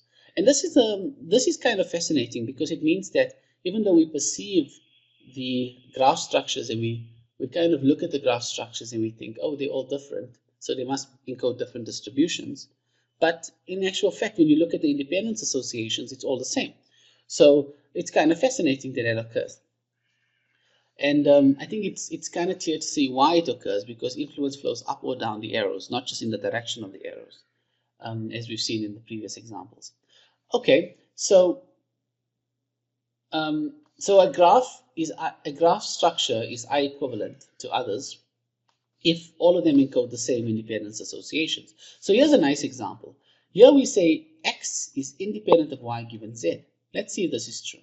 Here we have a structure which resembles a causal trail. X causes Z causes Y. And if we block that by observing Z, then indeed X and Y become independent. And this is encoded by this statement. Here, the structure is completely different. The arrows go the other way, but it's an evidential trail where if we observe Z, we block the influence between X and Y. So it's the same association. And here we have a common cause. And if we observe the common cause, we block the influence from X to Y, which is the same association. So this one independence association encapsulates all of these possible graphs, which gives us a very important outcome and the reason why causality is extremely difficult. And we'll get to causality when we talk about it in the next lecture, one of the later lectures. This is one of the last lectures we have. It's a very difficult lecture to have. And we'll talk about what we call I equivalence being a barrier for discovering the true causal structure. Because this is the most important thing. If you walk into a causality lecture, this is what you should always remember. There is no intrinsic property of this structure, right, to favor one over the other. I'll say it in full. There is no intrinsic property of the ground truth distribution P, right, that is the generating distribution, that gives us information to favor one of these graph structures over the other. And we'll find when we do structure learning, when we're going to be learning these arrows, this will come in handy. Because you'll find out that if we score this, if we say this is a good structure, right? Let's say we have a metric that says this is good, and we say this one here is bad, and this one here is better than this one, right? You could do that with certain structures, but if they are I equivalent, like in this case, these are all I equivalent, then your metric will give you the same good for all of these different structures. And so there's no way of determining which one is better than the other. All right, so that's extremely interesting, and we'll talk about it later on. All right, so so let's talk about this I equivalence a bit more, just so we can theorize about it. And I know the smart students, all of you are smart students, but they are always the students who are more interested than others, and they are the ones who will be asking the big questions, like when can we guarantee I equivalence? Under what conditions can we guarantee I equivalence? I'm one of those students. I want to know the answers to those questions. So how can we tell if two graph structures are equivalent? So this is a theorem that has to do with certain concepts that you learn about. And one is called immorality, and that is the covering edge between them. So if two edges, if you have, okay, we'll get to it now. If you have a collider and there has to be an edge between these two. See these two causes that cause the effect. This is the if it an immorality is if there is no connection between them. And the actual reason for this, I don't know. It's so unusual. Imagine you have a mother and a father and a child, right? And the mother causes the child, and the father causes the child. And immorality is if they're not married. That means that there is no edge between them. How unusual, right? But it's a good way to remember it. And I think this is where the derivation actually came from. It's a concept in graph theory, like immorality. So it's immoral for them not to be married, in other words. Okay, so let's get to this. If G1 and G2 have the same skeleton, right? That means if we ignore the arrows and we just look at the lines, and the same set of immoralities, sorry, and the same set of V structures, then they are I equivalent. Okay. And so, having discussed what an immorality actually is, we can take it further and we can say if G1 and G2, like for example, here's G1 and G2, are two graphs over X, right? The same set of variables, see, A, B, C, D, A, B, C, D, then G1 and G2 have the same skeleton and the same set of immoralities. It implies if and only if they are I equivalent. All right. So in other words, to have I equivalence, you must have the same skeleton and the same set of immoralities. So let's see, right, if this is true. So if we look at this, we just look at this. There, it has the same skeleton, right? Is that the same skeleton as this? Yes, it is. Right, the same skeleton. Now let's see if they have the same immoralities. Right, so let's look at all of the V structures. Here's a V structure. Are they married? Yes, so this is not an immorality. So check. Here's another V structure. Let me use a different color. Right?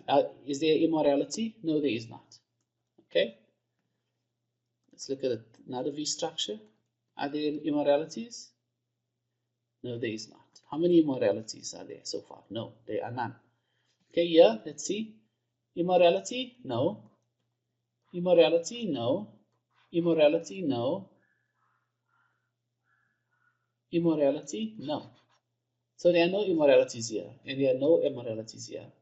And so they have the same structure, and they both don't have any immoralities. Therefore, they are I equivalent. It's using this theorem. All right, so interesting, isn't it?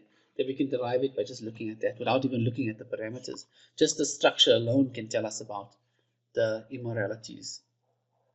Just the structure alone can tell us about the I equivalence. Very interesting.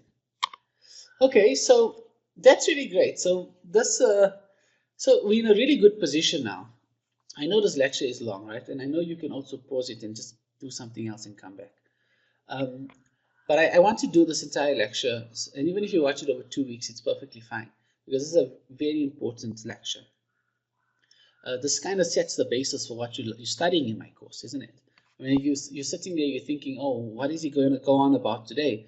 I think if you understand this lecture, then you'll know what I'm going on about every week, because it's all the same kind of stuff. It's just speaking about different parts of it. And if you enjoy today's lecture, then I really am happy, because that means that that means that you are enjoying graphical models. And I think I don't want to say you have to be smart to enjoy graphical models, but it helps, because these things are quite, you have to think about it, and there is some thinking, but it's all worth it because everything makes sense. All right, anyways, let me just keep going. So from distributions to graphs. So what is a distribution? We've seen that distribution was that joint distribution, for example, was that x1 to x2. How do we actually get from distributions to graphs? It sounds like it's a very difficult thing to do. How do we get this graph from the distribution? So if P factorizes over G, then G must hold independencies that hold for P. Okay, so in other words, those independence assumptions, like the latter is independent of the intelligence, the difficulty, and the APS given the grade, this is an example of an independence assumption that is present inside of G. And this independence assumption is also present in this distribution. So it's just that the G acts as a surrogate for the independencies that hold in P.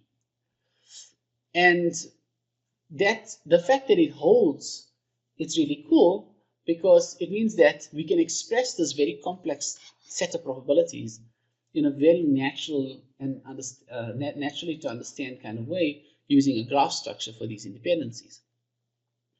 So the question is, how then do we construct our G? Because if we construct our G poorly, then we might never capture P, and we might never be able to, or if we have too few independence assumptions, we might have too many distributions, and P might be too big.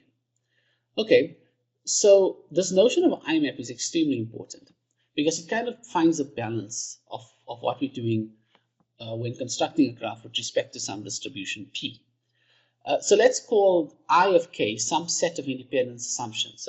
And this is now the total set of independence assumptions, but I of k is a subset. It could also be I as well. See, it could be equal, it could be everything, or it could be a subset.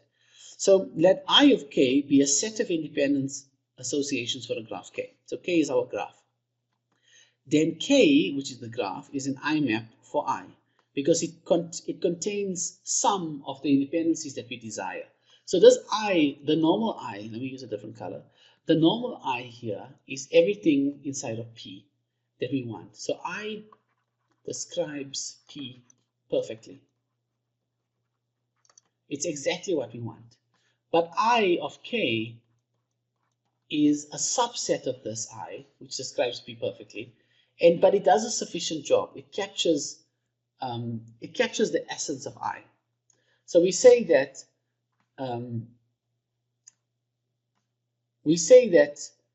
this I of k, which is induced by this k graph, which is a graph, like the student example that we saw before, right, acts as a reasonable surrogate for our I of k, which means that we can say k is an IMAP. K is an IMAP for I, because it's derived from the independencies, the true independencies that represent the true distribution P. Okay, so this sounds, I think you're not going to get this immediately. You're going to have to really sit and think about it, right? It's not that difficult, but just conceptually understanding how this graph relates to the distribution is extremely important.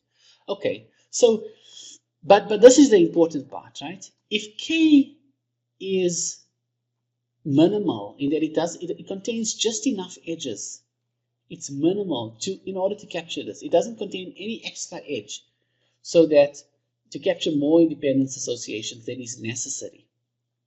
Then we say that K is a minimal IMAP. All right, which means that the removal of a single edge from K, taking out this edge or this edge, will then render it not an IMAP of the distribution P. And so, you know, it is quite interesting that you can capture any distribution with a complete graph, right? You can capture it because you can just set the parameters to be 0 for certain parts of the factors, and then you can just say, okay, great. So I'll contain every possible edge, and I can capture any possible distribution. You could do that. On the one hand, you could use a complete graph, which is the chain rule for probabilities that we saw in the first slide, and it will capture everything. But it will not exploit the dependencies, which means we're back to square one of having close to an infinite number of parameters for our specification of the distribution. So on the one hand, this is stupid, right? You don't want to do that because you want to use this notion of independencies that we introduced in Bayesian networks. It simplifies things tremendously. And if you choose the right ones, you capture your P perfectly. But on the other hand, if you choose too little as edges, you might never capture P, because maybe having, even having something like this with this variable, let's say P actually does have a dependence association inside of it for this variable, for this one here. But you would never capture it because there's no dependency associated. There's no kind of connection to the graph. So it'll always be mutually independent from everything else. So having a too sparse structure is a problem too, because you might never be able to capture or represent P with a very sparse structure. So you want to have one that's an IMAP, right? You want to have an IMAP that captures exactly what you want from your P, from I. Not too many edges, but the minimal number of edges that is necessary. Okay, so I hope you understood that. I know it's a lot to take in. But what I want to do now is try to build an IMAP with you so that you can really capture. This is a very simple algorithm. And this is indeed the first time you're going to be looking at a structural learning procedure before we look at it in a proper lecture later on. And structural learning is about finding those errors. Okay, so let's look at your first structural learning algorithm. This is what we call the PC algorithm. And it's a way of building a minimal IMAP. And here's the algorithm, but I think it's best to explain the algorithm with an example. All right, so let's begin with an example. So first of all, you've got to decide on an ordering. So we're going to build an IMAP, but we need to know what the ground truth actually is. And obviously, whether we have this or not in real cases, it's a completely different scenario, and I don't think we do. We never do. But in this case, I want to show you how to build an IMAP if we do know the ground truth. And in the test, I'll ask you to do this kind of algorithm. So what I would be giving you here is an ordering with which to build the IMAP, the minimal IMAP, which is using the least number, which captures everything inside of the conditional independence assumptions. All right, and this is your ground truth. So this is what's given to you. You know this. Obviously, in real world scenarios, you don't. All right, so let's start. So you're given the ordering. So you start off with your first variable in your ordering. And what you then do is you just add it. So you add your D. Okay, so then you added your D, you move to the next variable. So now we are here in the ordering. So we add the I to our graph, our learned model, okay? And we add a dependency from everything to our I, which we've done. But now we're going to check if this dependency is valid inside of this ground truth. So is this dependency valid? Okay, so the question is I dependent on D present inside of, is I independent from D? And if it is independent from D, we need to remove this edge. Okay, so let's check each of the different independence associations and see if it's present. Okay, you don't even have to look at this. You can look at just this bottom part here. So let's see. D and I, are they independent? D and I know. L is independent of D here. A is independent of D here. G is independent of A here, given these things. And so far we don't have anything to have the given part. So we only have this one here, and here there's no given. I is mutually independent of D, right? And there it is. So it says, this one here is telling us to remove this edge. Take it out, because I and D is independent. So we're using the ground truth to inform us that these two should not be associated in this way, and we must remove this edge. Okay, so that's basically what we're going to be doing in this algorithm. We're going to be adding in variables according to the order, adding a connection from every node to that variable that was introduced, and then remove the associations according to the ground truth. All right, so let's write it down. The algorithm number one. See, but isn't that more valuable for me to tell you the algorithm like that rather than going through this, and it's going to get really messy and confusing. So let's talk about it. Number one, add the variable, the new variable from the ordering. Number two, connect all variables to it. Okay, maybe we can say causally so we don't get confused. And number 3, we're going to say remove, systematically remove it. So sequentially remove it, remove connections based on, so sequentially remove connections based on ground truth. Okay, it's just basically these 3 things on repeat. Okay, so because this said that D is independent of I, we need to remove this edge. So we remove it. Okay. Okay, great. Looking good. So we remove it since in the ground truth we have this association rule which is faithful to the true distribution. Right, so now we add the next node, which is A, and we put an arrow from this node to everything. Now we're going to test to see if there's any of these independence associations are violated by this new structure. Let's see. Is I independent of A? No.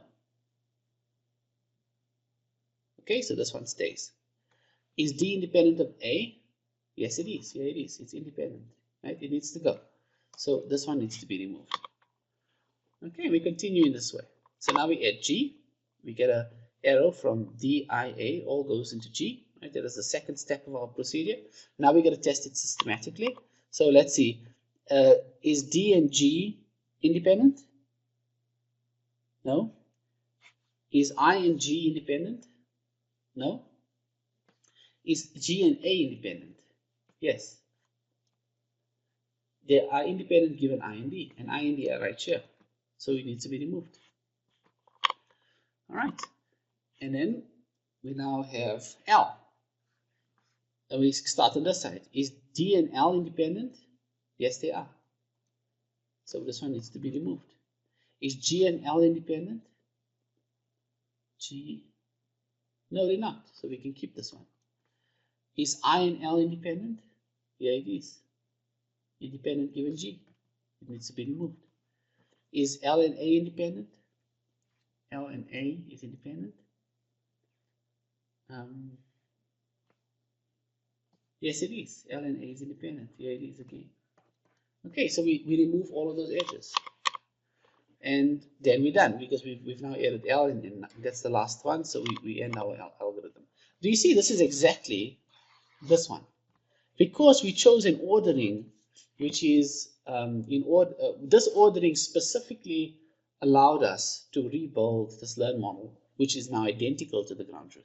But if we use a different ordering, we might not be so lucky. So let's try to go through it again a bit faster. I went through it a bit slower before. We'll go through the same algorithm again a bit faster, but with a different ordering. So we start off with L. We then add A in and connect L to A. I just realized that you can watch this video on double speed, so maybe I shouldn't be too worried about how long it is. Okay, so then the question is, does A get removed? So A has no parent which can render it independent to L, so it needs to stay. Right, so it has to capture this distribution, and now it can, which is the point of it. So now we look at it. G, we add G in, and now we make an arrow from everything to G. We now look at it systematically. Is G and L independent? So G and A are independent, but only, but it is not, so okay, if you look at this, G and A are independent here with respect to I and D, but there is no I and D here. It is not independent with respect to L, so we must keep it. Then we add I, and here we have I and L are independent given G, and G is here, so we can remove it. Then we add D. We systematically look at it and we say, well, D and L are independent given G, so we can remove that edge. And D and I and A are independent, so we can remove these edges. All right, and then we end up with this graph structure. Looking at this, you can see that it's very different from this one, but it is a minimal IMAP. It's minimal. Because removing a single edge will render it in violation of these constraints. Okay, so in other words, this graph here, even though it's more complicated than the other one, it can also capture this ground truth. It can act as a reasonable surrogate, as we spoke about it before. All right, I hope this is all making sense. It's a very interesting concept that even if it becomes more complex, it's still a minimal IMAP because of the ordering that has changed. I'm not saying that this structure is I equivalent to this other structure. I'm not saying that. This does encode more unnecessary independence associations compared to this. But at the minimal, these can be captured inside of this. Your I of K can be captured by your I. This is your I, and it can be captured by this, which is this. Right, I hope all of this is coming together in your mind. You know, the thing about graph theory in second year, you're learning about these things, but you can't see the use for them.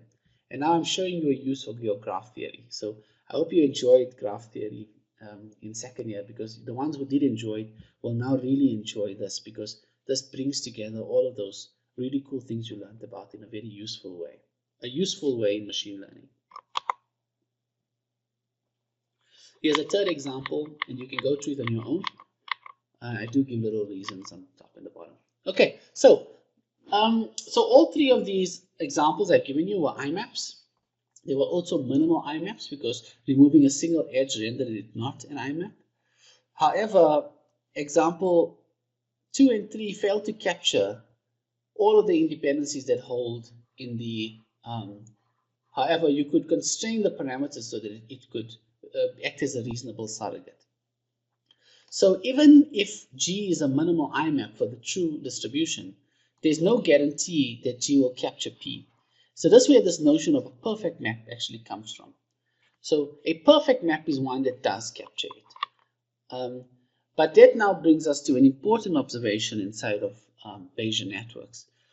And it is that this perfect map sometimes does not exist. A Bayesian network sometimes cannot act as a perfect map for every distribution. So let's look at an example. So here we ask ourselves a very important question. Does every distribution have a perfect map in a Bayesian network? And the answer is no. Okay, so to give you a bit of context, we say, so there's a graph structure K. Here's our graph structure K. We say that this graph structure K is a perfect map of K. It's a perfect map if it completely captures our I. All right? So that means that what's actually going on inside of the true distribution, P star, this is the independence associations associated with that. This is completely captured by the associations of K. Okay, which is the surrogate for it. All right? That is the example 1, right? That is an example of a perfect map. But because our minimal IMAP algorithm adds unnecessary edges, it does not perfectly capture I. It sometimes captures spurious edges, which doesn't contribute to it actually detouring from the true distribution P. So just to bring this concept home, I just want to quickly show you an example. I just had to add this little bit at the end of the video. I want to show you how a Bayesian network cannot capture these independence associations. So let's quickly see. Let's try to draw one. Let's try to draw a Bayesian network which captures this.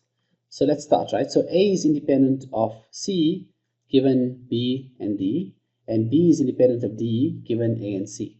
So let's start with A is independent of C given B and D. So we can say, okay, let's do A. Okay, let's draw it here on the top. So A is independent of C, okay, given B and D. Okay, so let's think. If I want to make them independent, what do I need to do? If I observed B, I could block the influence from the top, right? So let's actually do it the other way. A and C, okay, let's do it like this. And then B is independent of D given A and C. let's put A and C here, B and D here. Okay, let's see what we've got. So here we have, I should have put it in different colors. Let me put it in different colors. B and then D. Okay, great. Now let's have a look at this. So which associations does this one capture? Does it capture this top one or this bottom one or both? So is A independent? Okay, let's start at the bottom. Is B independent of D given A and C? Yes, it is, right? If you know A and C, then it blocks the influence from B to D this way, as well as B to D, B to D on the C side. So B to D is blocked this way if we observe A, and if we observe C, then it's blocked this way as well. So that means that it does hold, this bottom one holds. But does the top one hold? Is A independent of C given B and D? Well, if you study the independence rules we spoke about, you'll realize that A and C becomes correlated when D is observed. This becomes correlated when this one is observed, which means that this is violated. And you'll find that there is no Bayesian network that you can draw which satisfies these two conditions simultaneously, which means that Bayesian networks is extremely valuable, but it can only represent a specific class of model of distributions. If this big circle here is all of the possible distributions that you can get, your joint distributions that you can get, then Bayesian networks really helps, but it can only specify a certain set of these distributions. And we need other techniques to be able to represent these other distributions which are not in the red circle. So I'm going to show you those in the next lecture, no, the following lecture. But yeah, just being aware that there are limitations of using Bayesian networks. Although they are extremely powerful, they sometimes cannot represent these other kinds of distributions. But luckily, there are graphical models that can. And those are undirected graphical models. But we'll talk about them in the next lecture, the following lecture.